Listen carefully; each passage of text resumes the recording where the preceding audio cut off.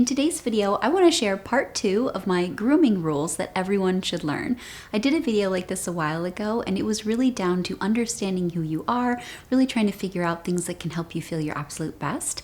And in today's video, I want to continue that with a couple more tips. So let's get started. So the first grooming rule everyone should learn is that it's always important to have a barrier repair kit on hand. Now, when I say that, I mean something that can really help your skin calm down and get back to neutral, back to like zero, a good starting point. And the reason I say that is because skincare is becoming so popular and there are so many active formulas and ingredients that can really cause irritation. And especially if you use things too often or you use them in combination, then you can have a lot of irritation that causes your barrier to be impaired. And the skin barrier needs to stay intact in order to keep your skin really healthy and ultimately keep it looking as good as possible. So because of that, I recommend having a couple items on hand that can repair your barrier if you ever need it. So the first thing that I like to have in my barrier repair kit is a really nice gentle cleanser. I really like something that's hydrating, something that doesn't have any soap added to it, and something that doesn't foam ideally, and ultimately something with no fragrance. And that helps keep your cleansing stage as neutral as possible and as gentle as possible. And then the next thing that I always have on hand in this kit is a really gentle moisturizer. Something again with no fragrance, no additives, no active ingredients, and something that's going to be really, really soothing to my skin. And then the last thing that I always have is a barrier repair cream. You can find so many of these right now, but I'm going to link my favorite down below for you. It works every single time and it's relatively inexpensive, and I haven't had any trouble finding it whether I'm here or abroad.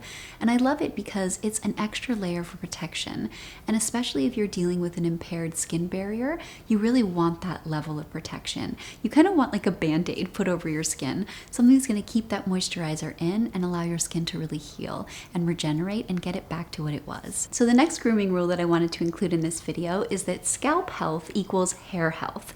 It's really easy to focus on the lengths of your hair and focus on split ends and preventing split ends and keeping frizz at bay or making your curls really beautiful and defined.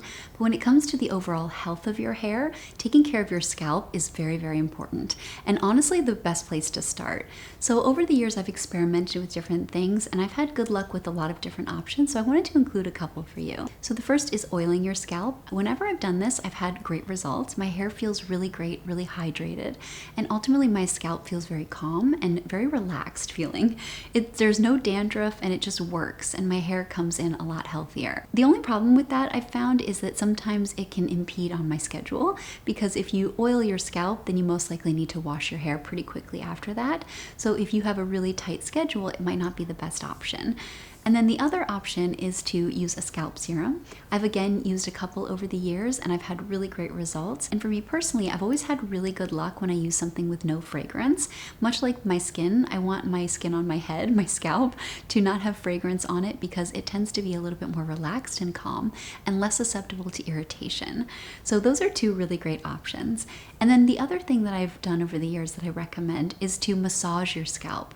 So whether that's with a scalp brush in the shower as you're washing your hair, or just at the end of the day, or just anytime really, I've had really great luck with this. And one thing that I've loved doing is flipping my head upside down. I'll do it either over my couch or over my bed and then massage my scalp that way. I feel like my hair grows longer, it grows faster, and it just feels thicker and better. But you can also do this standing upright. And as part of my facial massage routine that I like to do occasionally, I always take care of my scalp, and again, I always have great results. Now, going back to skincare really quickly, there are two other things that I wanted to mention. And the first is that an active ingredient, or what's trending and what's really popular, may be responsible for messing up your skin. And more often than not, it's better to pare back and go simple rather than complicated. So if you are going to choose to use actives, be really strategic, do patch tests, and always incorporate one thing at a time. I know personally my skin can be very reactive, and even something as simple as niacinamide has caused a reaction to me before. So always be careful. And if you find yourself trying a bunch of new things and spending a lot of time on your skincare, but you're unsatisfied with the results, paring it back to really simple and maybe doing that barrier repair routine can be a really great way to set yourself up for great results long term. Because you kind of need your skin to kind of chill out a little bit and let it do what it's naturally going to do, and then slowly incorporate things into it until you build your perfect routine. So next is that eyebrows can totally transform your face. So there are a couple things to consider here. The first is that following following someone else's eyebrow shape or eyebrow tutorial might not be the best option for you.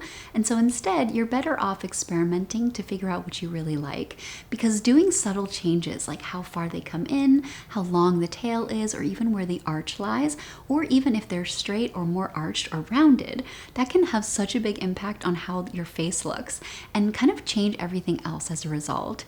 So experiment until you find what works for you and ultimately makes you feel the best.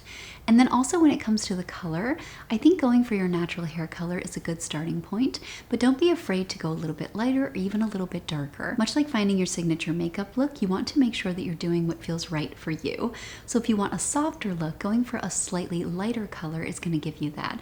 And instead, if you want a bolder eyebrow look, going for a darker color can help you achieve that. So like always, I have so many of these that I could do. So if you like this type of video, let me know in the comments down below and I can make another one. And then of course, definitely let us know any grooming rules that you have. Maybe something that's not super common or something that you've used over the years that always helps you. Definitely let us know. And like always, thank you so much for watching and I'll see you in my next one. Have a great day.